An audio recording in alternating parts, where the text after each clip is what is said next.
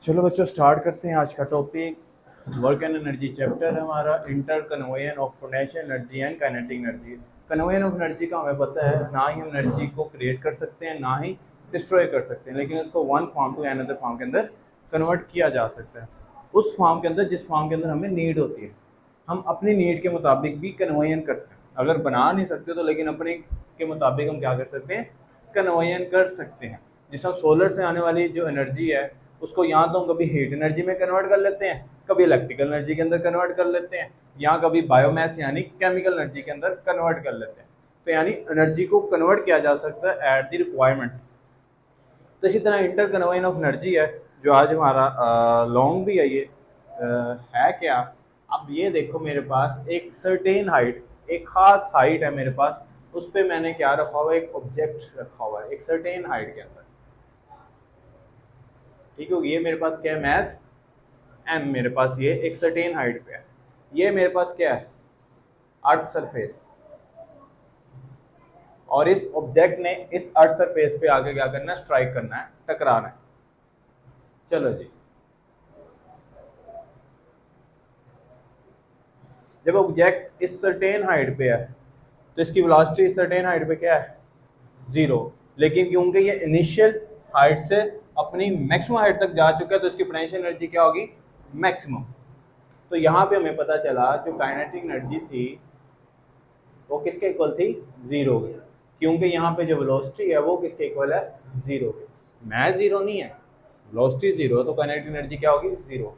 लेकिन इसी पॉइंट पे जो पोटेंशियल एनर्जी है वो क्या है, मैक्सिमम है, क्योंकि वो ज़्यादा हाइट होगी, वो हाइट ज़्यादा होने से पोटेंशियल एनर्जी भी क्या हो जाएगी, और ज़्यादा हो जाएगी, क्योंकि पोटेंशियल एनर्जी डायरेक्टली प्रोपोर्शन है किसके, हाइट के। हाइट कम होती जाएगी, पोटेंशियल एनर्जी भी क्या होती जाएगी, कम आती जाएगी, और जिस तरह हाइट बिल्कुल निगलेक्ट हो जाएगी वहाँ पोटेंशियल एनर्जी क्या हो जाएगी, जीरो जीरो हो जाएगी, जीरो हो जाएगी। तो यहाँ पे पोटेंशियल एनर्जी के अपने फार्मूले पे बैठ गया। यहाँ तक बात समझ आ गई। चलो नेक्स्ट बात करता हूँ। अब इस पॉइंट, ये इसको कह देता हूँ पॉइंट ए, क्लियर। अब मैं इस पॉइंट बी की बात करता हूँ।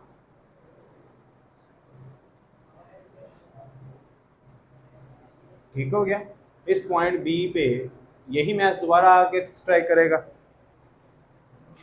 क्लियर। अब इस पॉइंट बी को स्ट्राइक कर रहा है अर्थ सरफेस पे। इस स्ट्राइक से पहले अगर मैं इसको एक थोड़ा सा अगर इसका यहाँ पे अगर रख लूँ, यानी इस मैच को स्ट्राइक करने से पहले ही जमीन से थोड़ा सा ऊपर एस, एक स्पेशल हाइट के ऊपर रख लूँ, यानी यहाँ पे रख लूँ मैच को, क्लियर। सिर्फ स्ट्राइक से, जमीन से स्ट्राइक से थोड़ा सा पहले। अब इस पॉइंट को डिस्कस करते हैं। यहाँ पे हाइट क्या है, सबसे मिनिमम अप्रोक्सीमेट हाइट ना होने के बराबर है, बिल्कुल बिल्कुल जमीन से टच होने से कुछ सेकंड या कुछ नैनो सेकंड से पहले की बात मैं करूँ, तो यहाँ पे हाइट ना होने के बराबर है, तो हाइट को लेट किया जा सकता है यहाँ पे किसके इक्वल हो जाएगी। तो यहाँ पे भी इस पॉइंट सी पे भी क्या हो जाएगा, इस पॉइंट को सी कहता हूँ, बी पॉइंट डिस्कस करना है, तो पोटेंशियल एनर्जी इस पॉइंट पे भी क्या हो जाएगी, जीरो हो जाएगी, क्योंकि हाइट जीरो। लेकिन काइनेटिक एनर्जी बिफोर स्ट्राइक ज्यादा होगी, क्योंकि ड्यू टू ग्रेविटी नीचे आते हुए वेलोसिटी क्या करती है, इंक्रीज करती है। आ रही है समझ। तो फिर ये क्या हो जाएगी, काइनेटिक एनर्जी यहाँ पे मैक्सिमम होगी, और कितनी मैक्सिमम होगी हमने वो देखना है, क्योंकि हमने पोटेंशियल एनर्जी को, इधर पोटेंशियल काइनेटिक एनर्जी क्या थे, जीरो, हमने पोटेंशियल एनर्जी शिफ्ट करनी है,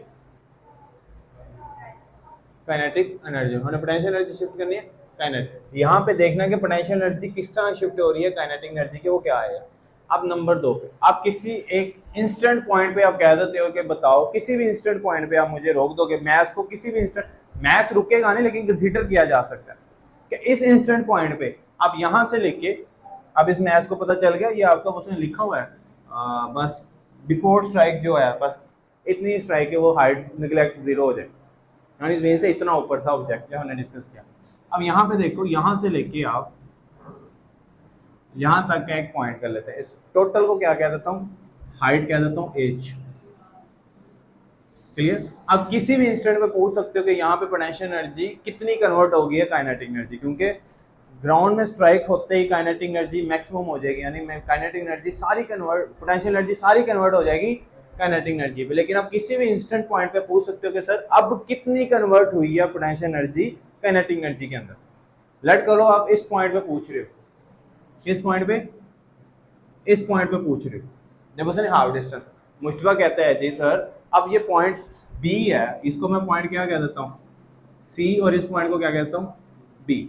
मुश्तबा कहता है जी सर पॉइंट बी पे इसकी कितनी एनर्जी कन्वर्ट हो जाएगी, सारी नहीं कन्वर्ट होगी, पोटेंशियल एनर्जी यहाँ पे होगी क्योंकि यहाँ पे हाइट है, यहाँ पे हाइट है तो पोटेंशियल एनर्जी होगी, लेकिन इस पोटेंशियल एनर्जी से कम होगी, वो कितना कम होगी वो भी देखेंगे, और कितनी पोटेंशियल एनर्जी काइनेटिक एनर्जी के अंदर कन्वर्ट हो जाएगी।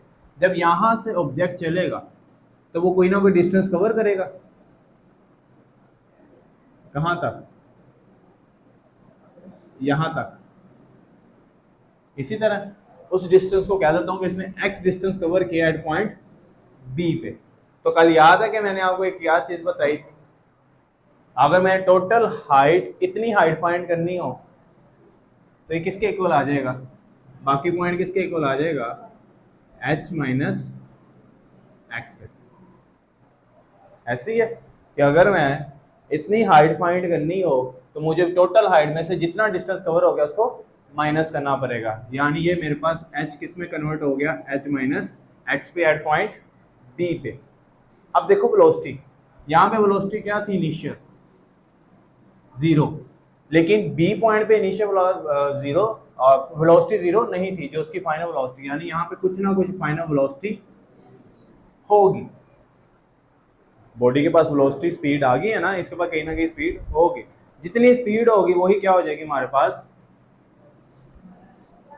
काइनेटिक एनर्जी होगी, जितनी उसकी स्पीड होगी वही क्या कंसीडर होगी काइनेटिक एनर्जी। अब ये चीजें मुझे फाइंड करनी है पॉइंट ए पे, पॉइंट ए पे तो हमने वैसे फाइंड कर ली है, पॉइंट बी की बात करेंगे और पॉइंट सी की बात करेंगे।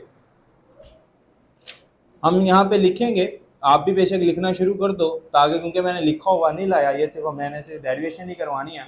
यहाँ पे लिखो conservation of energy, energy can not be created not be destroyed but change into one form to another form.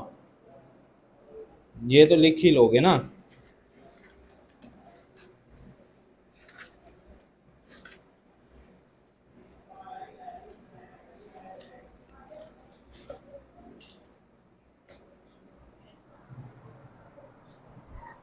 ठीक हो गया, ओ इस तरह आप एक बना दो ना, एनर्जी की भी हेडिंग देने की जरूरत नहीं है, बस आप इस तरह लिखो energy can not be created nor be destroyed but change into one form to another form but total energy remain constant. ठीक हो गया, energy can not be created nor be destroyed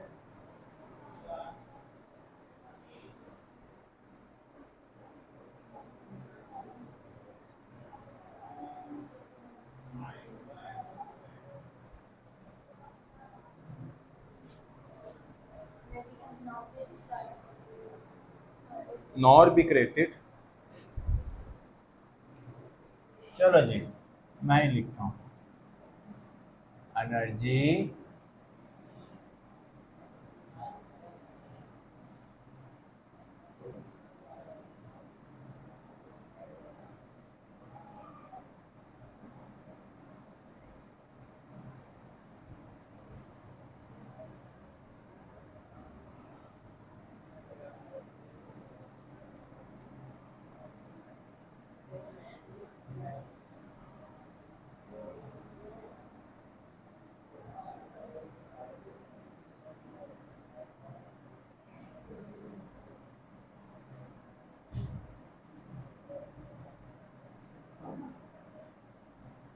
total energy remain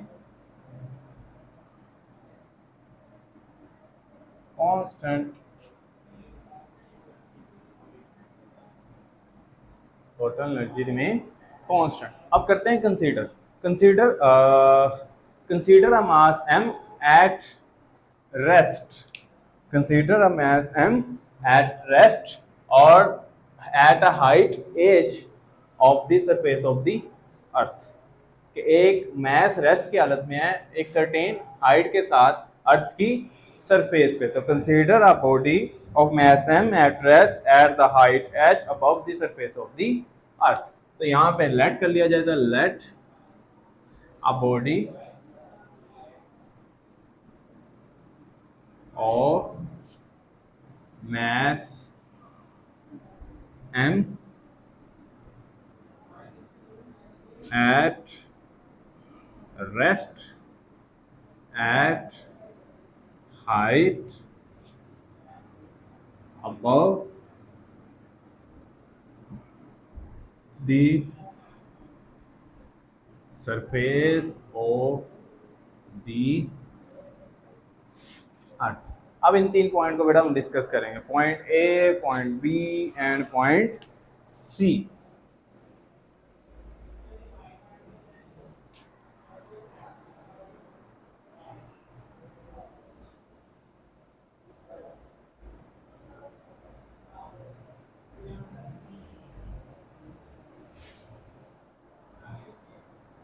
ठीक हो गया. चलो मैं इसको race करता हूँ. हम पोजीशन सेट कर लेते हैं. सबसे पहले eight point A,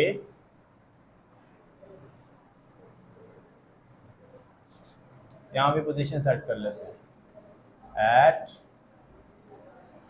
point A, point A पे क्या थी, पोटेंशियल एनर्जी कितनी थी, mgh, एंड काइनेटिक एनर्जी कितनी थी, 0, क्योंकि उसकी वेलोसिटी क्या थी, 0 थी. ठीक हो गया. उसके बाद हम आते हैं point B.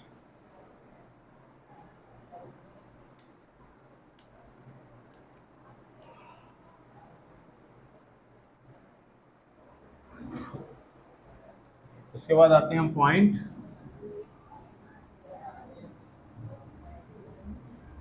B. Let us we discuss potential energy and kinetic energy. Point B पे क्या है, let us we discuss potential energy and kinetic energy when the body fallen at point P, when the body fallen a distance x.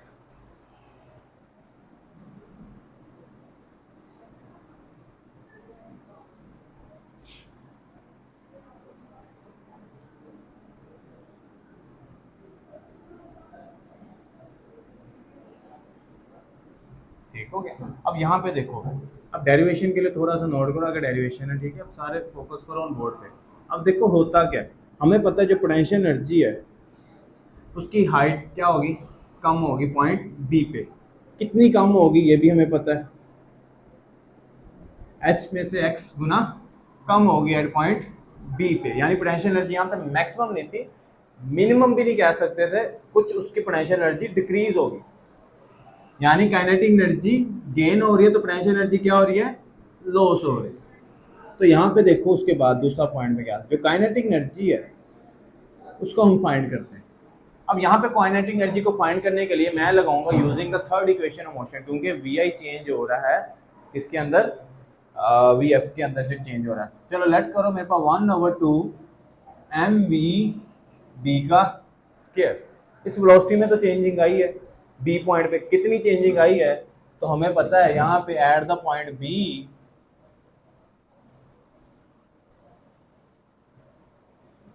We use third equation of motion. तो third equation of motion क्या थी, 2as is equal to v f का square minus v i का square. क्योंकि gravitational potential energy downward body आ रही है तो एक्सेलरेशन किस में कन्वर्ट हो जाएगा, एस कितना हो गया था, एक्स डिस्टेंस में, और वी एफ क्या स्क्वायर, वी एफ का स्क्वायर था, और वी आई क्या थी मेरे पास, 0. तो यहाँ पे मैं लिख सकता हूँ 2gx is equal to v b का स्क्वायर, क्योंकि जो फाइनल वेलोसिटी है किस पॉइंट पे है, बी पॉइंट पे है. ठीक हो गया. तो फाइनल वेलोसिटी को मैं कंसीडर कर सकता हूँ वी बी का स्क्वायर. तो पुट कर दो इन इक्वेशन 1.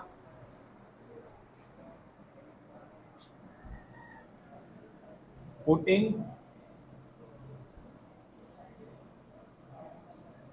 इक्वेशन 1।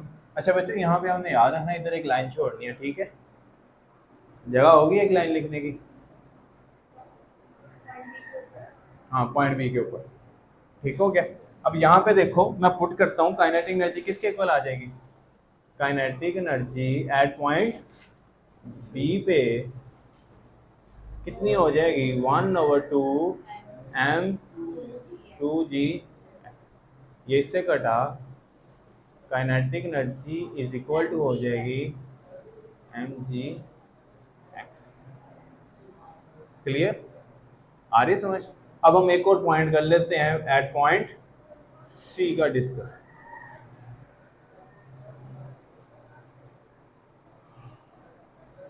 ठीक हो गया, मैं पॉइंट वो पिछला रेस करता हूँ, मैं उधर डिस्कस करता हूँ पॉइंट से। तो यहाँ पे total energy at point A पे कितनी हो जाएगी, total energy at point A पे कितनी हो जाएगी, तो kinetic energy plus potential energy, तो कितनी हो जाएगी। तो इसी तरह total energy at point B पे कितनी हो जाएगी, कितनी हो जाएगी,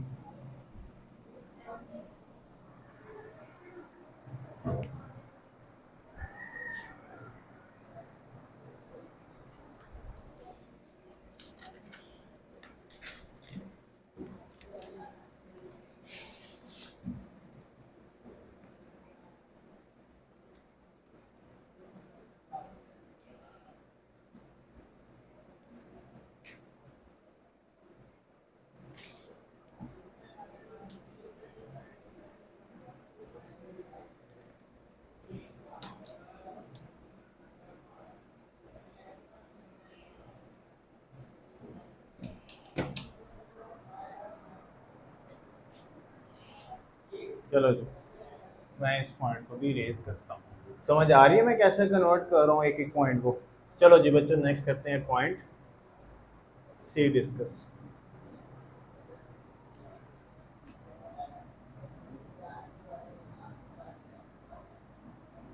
ये आपने गलत करवा दिया मुझे।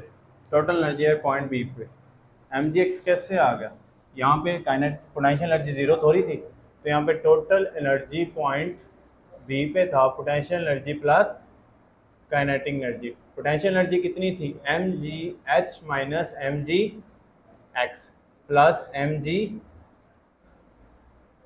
एक्स, तो एम जी एक्स से कटा तो total energy is equal to m g x. तो यहाँ भी टोटल एनर्जी रिमेन कांस्टेंट रही, नहीं पास सुन के आ जाओ।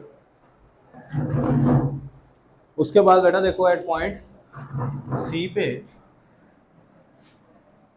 इस पॉइंट सी पे क्या हुआ, आपने देखा होगा हाइट किसके इक्वल होगी थी, जीरो के। तो यहाँ पे यानी पोटेंशियल एनर्जी किसके इक्वल होगी, जीरो के, क्योंकि एच क्या हो गया जीरो।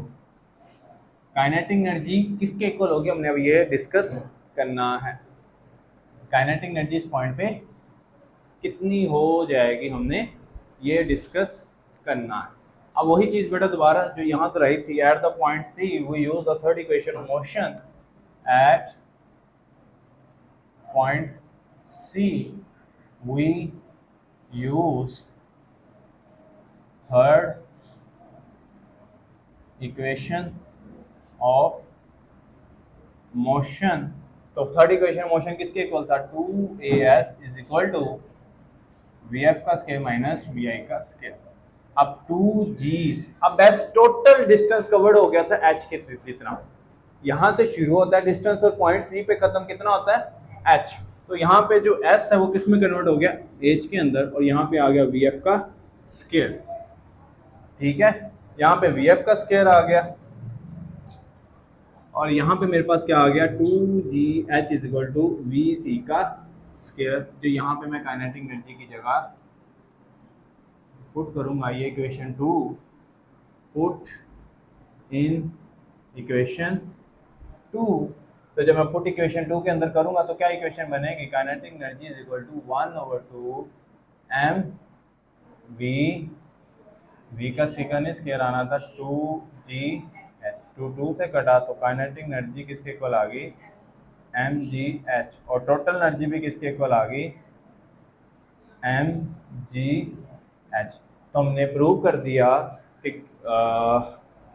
अब ये भी प्रूव कर दिया कि सारी की सारी एनर्जी कन्वर्ट होगी किसके अंदर, पोटेंशियल एनर्जी इस पॉइंट पे कन्वर्ट होगी, सारी की सारी कितनी कन्वर्ट होगी, काइनेटिक एनर्जी के अंदर कन्वर्ट होगी, क्योंकि यहाँ पे पोटेंशियल एनर्जी जीरो होगी। और आपने ये भी प्रूव किया कि mgh में जितनी एनर्जी थी उतनी एनर्जी कन्वर्ट हुई काइनेटिक एनर्जी के अंदर। हमने ये भी देखा अगर मैंने इस हाइट पे पोटेंशियल एनर्जी 5 जूल थी तो इस पॉइंट पे सी पॉइंट पे भी कितनी एनर्जी हमें मिलती है, हमें एनर्जी मिलती है, काइनेटिक एनर्जी कितनी मिलती है, 5 जूल।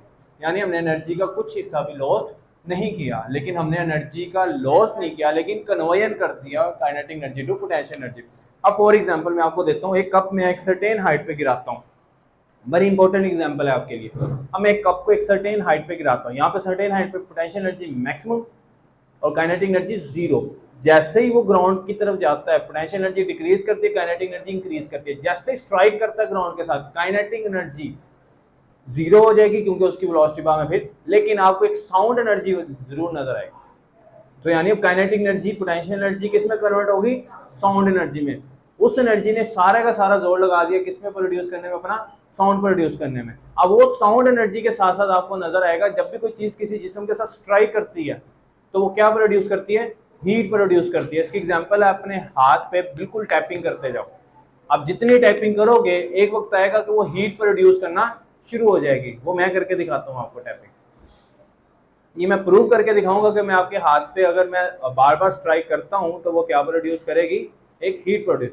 तो सिर्फ कप ने सिर्फ पोटेंशियल एनर्जी काइनेटिक एनर्जी के अंदर कन्वर्ट नहीं हुई, साथ साथ कहा मेरे पास कौन सी साउंड एनर्जी भी आई और मेरे पास हीट एनर्जी भी आई। राइट सर, खैरियत? क्यों काम नहीं हो सकता, कैसे हो गया काम, तो लेके जाते नहीं हो, कैसे गया, मुझसे तो कोई काम नहीं लेते, अब हो कैसे सकता है काम। चलो यहाँ पे लिखो फिर इसके आगे भी करें। हाँ जी,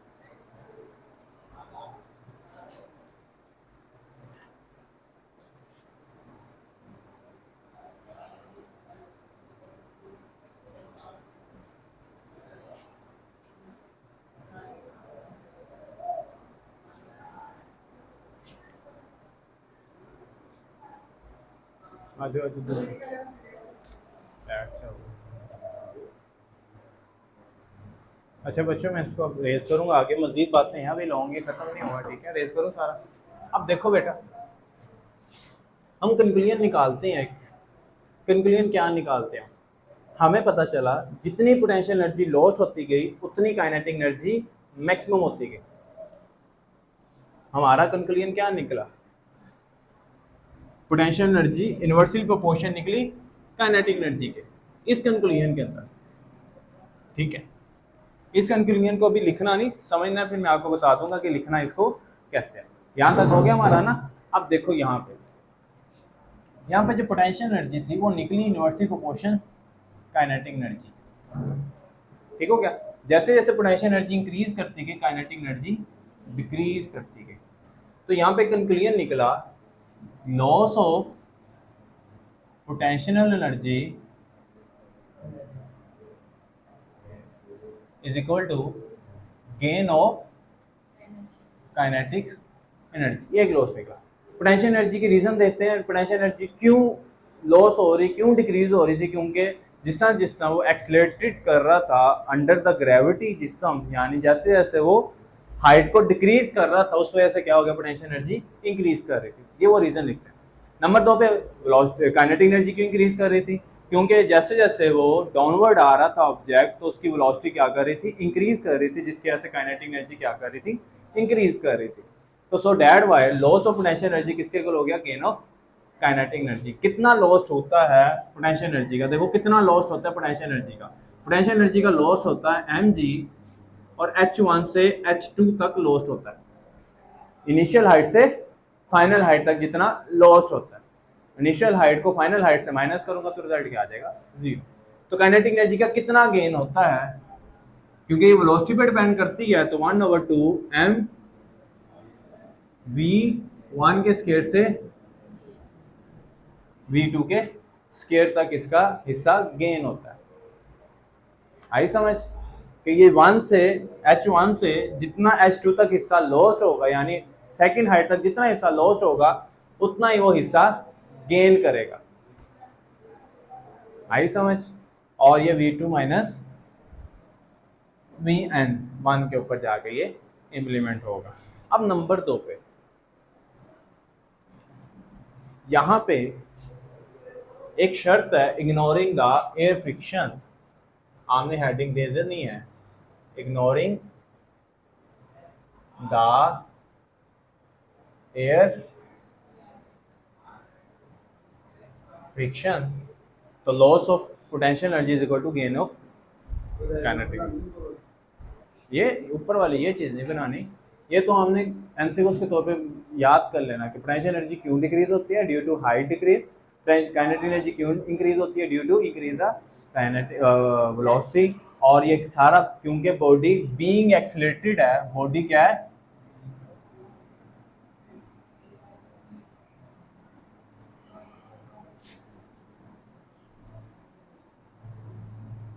अंडर दी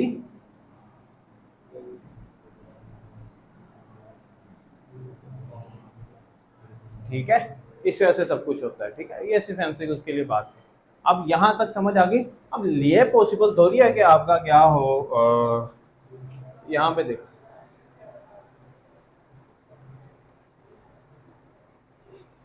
ये मेरे पास मैथ एम था और ये मेरे पास मैथ एम 2 था। यहां तक मैंने एयर फ्रिक्शन को इग्नोर कर दिया, यानी एयर के मॉलिक्यूल्स इस मेरे ऑब्जेक्ट पे निगलेक्टेड थे, यानी इग्नोरिंग थे। अगर एयर फ्रिक्शन इग्नोर ना हो एयर, तो ये मॉलिक्यूल्स इस पे फोर्स लगाएंगे, और अगर मॉलिक्यूल ज्यादा फोर्स लगाने लग गए तो ये ऑब्जेक्ट अपने इस पॉइंट से नीचे आता हुआ डिस्प्लेस कर सकता है। यानी ये लेट करो इस जगह से आता हुआ इस तरह वो डिस्प्लेस कर सकता है। जिस पॉइंट सी पे उसने जाके स्ट्राइक करना था वो शायद पॉइंट सी कहीं और जाके उसका पोजीशन बन जाए। हो सकता है ना, अक्सर हमने देखा इतनी ऊपर से फेंकते हैं ऑब्जेक्ट, नीचे आने की जब वो क्या करता है आगे की तरफ जाके वो वहां पे, क्योंकि एयर इग्नोर नहीं हो सकती। तो ये रीजन बनी, अगर इग्नोर करूं एयर फ्रिक्शन, अगर एयर फ्रिक्शन इग्नोर नहीं करूंगा तो ऑब्जेक्ट पे वर्क डन होगा against the friction force, against the air friction force. तो यहाँ पे यही बेटा रीजन निकलती है। तो होगा किस पे, पोटेंशियल एनर्जी पे, क्योंकि पोटेंशियल एनर्जी ने कन्वर्ट होना है काइनेटिक एनर्जी के अंदर। तो यहाँ पे जो पोटेंशियल एनर्जी पे वर्क डन होगा against the air friction,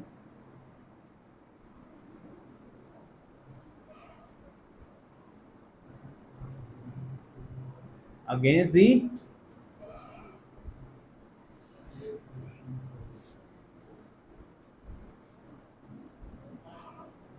is equal to kinetic energy.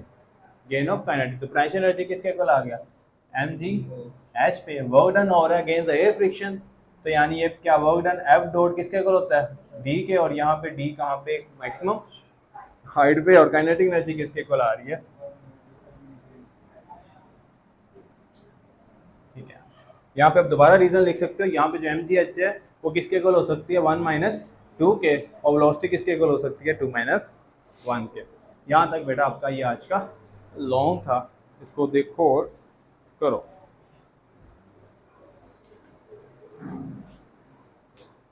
Against the friction हो रही थी तो बेटा पोटेंशियल एनर्जी माइनस हो रही थी मजीद, यहाँ पे माइनस आना है,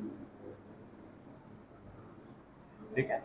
पोटेंशियल एनर्जी पे वो क्या कर रहा है, इम्पैक्ट डाल रही है पोटेंशियल एनर्जी को, उतना वो कम कर रही है।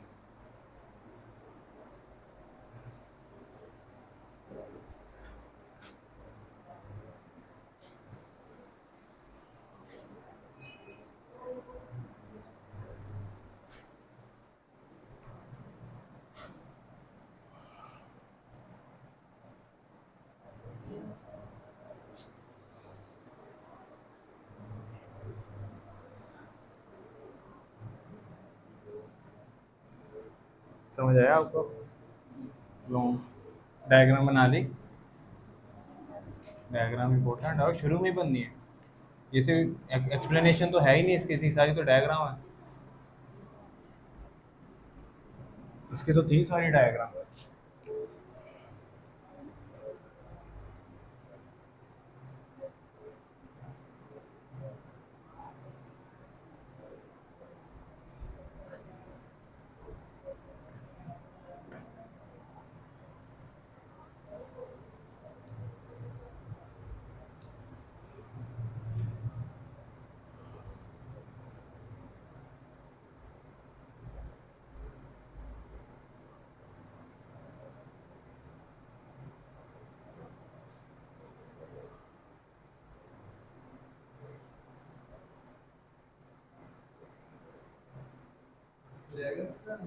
ये शुरू में बनानी है, शुरू में, क्योंकि इसकी एक्सप्लेनेशन तो थी नहीं।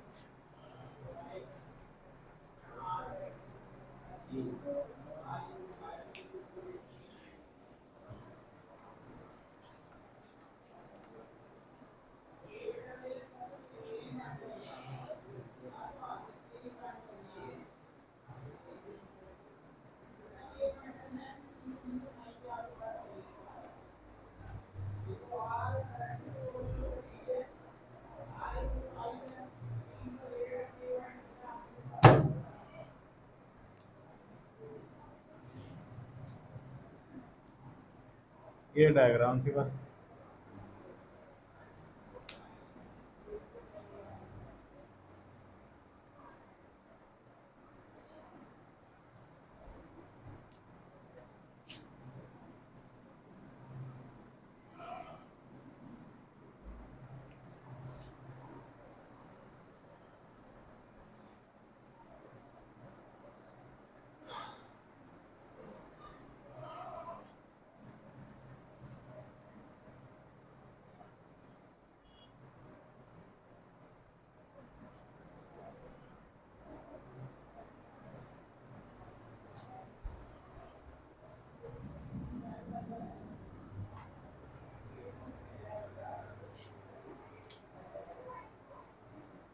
अच्छा बच्चों, आज ये बेटा टॉपिक हमारा ख़त्म, कुछ क्वेश्चन है शॉर्ट जो हमने करने हैं, और इसके बाद ये चैप्टर्स क्या हो जाएगा, टोटल वाइंड अप हो जाएगा, फिर न्यूमेरिकल्स करेंगे और इसके एमसीक्यूज इंशाल्लाह सैटरडे वाले दिन प्रैक्टिस करेंगे, ठीक हो गया। कल ये मैं लॉन्ग की प्रैक्टिस कराऊंगा और सैटरडे वाले दिन हम इसके एमसीक्यूज करेंगे और इस चैप्टर को वाइंड अप करेंगे। कल लॉन्ग के साथ ये शॉर्ट क्वेश्चन भी मैं सुनूंगा, तो आपने कोशिश करनी है कि ट्राई यू। चलो जी बेटा, when a rocket enter the atmosphere its nose cone become very hot, where does this heat energy come from? तो ये तो बेटा हमें पता है कि जो रॉकेट की नोज है, ये वाला पार्ट है रॉकेट का, जो ये नोज है, नोज कोन है, ठीक हो गया, ये हॉट हो जाता है। क्यों हॉट हो जाता है? क्योंकि एयर फ्रिक्शन क्या मुसलसल उसके ऊपर स्ट्राइक करती है। मैंने आपको पहले कहा था अगर कोई ऑब्जेक्ट किसी दूसरे ऑब्जेक्ट के साथ स्ट्राइक करेगा, वो ऑब्जेक्ट क्या हो जाएगा? हीट हो जाएगा। आपने बड़ी मजे की एग्जाम्पल, आप कॉइन लेते हो, कॉइन, उसको आप क्या एक कैबिन के साथ, एक वुड के पीसीस के साथ क्या करते हो? उसको मुसलसल रब करते हो। वो किस में कन्वर्ट हो जाता है? जब किसी के हैंड के ऊपर टच करते हो, वो इतना हीट होता है कि उसके हैंड को क्या करता है, क्योंकि वो रबिंग करते हैं, वो टचिंग करते हैं। जब दो ऑब्जेक्ट एक दूसरे के साथ टच कर रहे होते हैं, वो किस में कन्वर्ट हो रहे थे? हीट। तो उससे तो आप बड़ी जल्दी कन्वर्ट कर लेते हो। तो यानी हमें पता है कि हर ऑब्जेक्ट अपने अपने लिहाज से हीट प्रोड्यूस करेगा, उसके लिए उतनी एनर्जी जरूरत है। अब मैं कहूँगा वुड के अंदर हीट एनर्जी प्रोड्यूस करके था, दो वुड को रब करो, तो उसके अंदर थोड़ा सा प्रोसेस लेट होगा, बहुत लेट हो सकता है, लेकिन होगा जरूर, एनर्जी को कन्वर्ट किया जा सकता है। इसी तरह ये वो क्या कह रहा है, due to the air friction, वो क्या कर रहा है उसकी कौन को, वो दूसरे पूछ रहा है कि उनके पास एनर्जी आ कैसे रही है? क्योंकि वो अगेंस्ट द ग्रेविटी जा रहा है, तो ग्रेविटी की वजह से उसके पास क्या आ रही है? एनर्जी आ रही है रॉकेट के पास। तो the energy that heat the rocket come from gravity, but it release in the heat as a nose cone encounter the friction from air। लेकिन जो नोज कोन है वो हीट क्यों हो रही है? क्योंकि उसके अंदर फ्रिक्शन फ्रॉम एयर, आपस के मालिक्यूल्स आपस में एनकाउंटर्स कर रहे हैं, स्ट्राइक कर रहे हैं बार बार। यहाँ पे देखो, यहाँ पे आपको मालिक्यूल दिखाई भी देते हैं। जब आप तेज बाइक चलाते हैं ना, तो आप पे वो मालिक्यूल तेजी से आगे मुंह पे नहीं आते, पूरे जिस्म में टकराते हैं, ठीक हो गया। आपको पूरा फील होता है कि हाँ जी, आपको कोई एयर की फोर्स फील होती है। इसी तरह जब आप पैदल चलते हैं तो आपको एयर की फोर्स बिल्कुल कम फील होती है। अगर आप इसी तरह क्रॉलिंग करेंगे तो आपको एयर की फोर्स निगलेक्ट नजर आती है, ठीक हो गया। तो आपकी स्पीड के ऊपर डिपेंड करती है। तो इसलिए जब मैंने लॉन्ग करवाया था उसमें एयर फ्रिक्शन के साथ भी किया और एयर के फ्रिक्शन के बाद भी किया। उसके बाद while in space there are few molecule. अच्छा, स्पेस के अंदर जब वो इस ग्रेविटी को चला जाए, ग्रेविटी से बाहर चला जाए, यानी स्पेस के अंदर चला जाए, वहां एटमोस्फेयर के मॉलिक्यूल्स कम हो जाते हैं। But it enter the thicker atmosphere clear increase. अगर वो थिकर एटमोस्फेयर, यानी आपको पता है 4 लेयर्स हैं, थिनर है, फिर थिकर है, फिर मीडियम आती है, फिर थिकर आती है लेयर्स।